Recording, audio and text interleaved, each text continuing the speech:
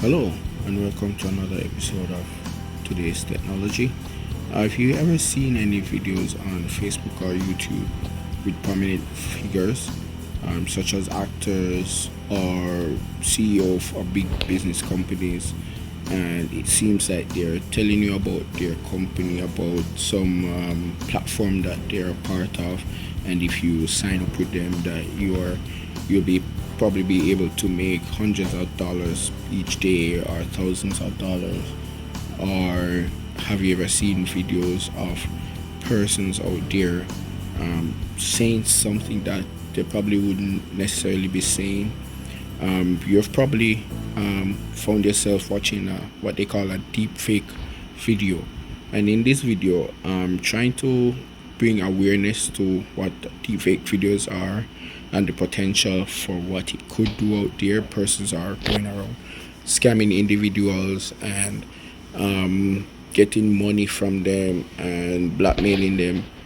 It could also be used for good, but mostly we're seeing it being used for negative impact. So I'd like to make a deep dive into this one. Let's get into it. Second youngest son. He's suggesting it came out of nowhere. What we subsequently learned is it may have come from the former president or his legal team acting in bad faith. This is a deepfake example of what is possible with powerful computer and editing. It took around 72 hours to create this example from scratch using extremely powerful GPU. It could be improved with more computing time, but 90% of people cannot tell the difference. No one's lips died away. We need to adapt to the fact that we can't trust anything we see. I don't know about you, but to me, some deepfake videos seem 100% real. At least not in a public address. I guess I could easily be tricked by a fake video. I'm a journalist, so telling the truth is a crucial part of my job. I need to know what's real and what's fake. So I want to find out, is there a way to distinguish between a real This is real life. and a fake video? This is really happening. And how can we detect deepfakes? That's Hao Li. He's an associate professor of computer science. He has created some nearly perfect deepfakes of politicians. To check out how he makes deepfakes, make sure to click on the link.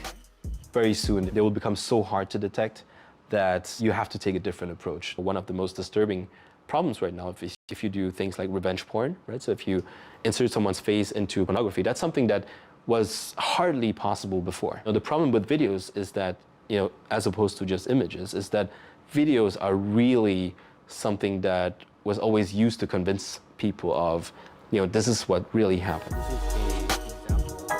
Hao Li and his team want to get better at unmasking fake videos. While Hao Li creates perfectly manipulated videos, others try to detect them, like Hani Farid, one of the world's best digital forensics experts. He would send us fakes. We would analyze them and say, we can detect them. And then he would try to make them better and better and better. And that's what you want, because you don't want the person detecting the fake to create it.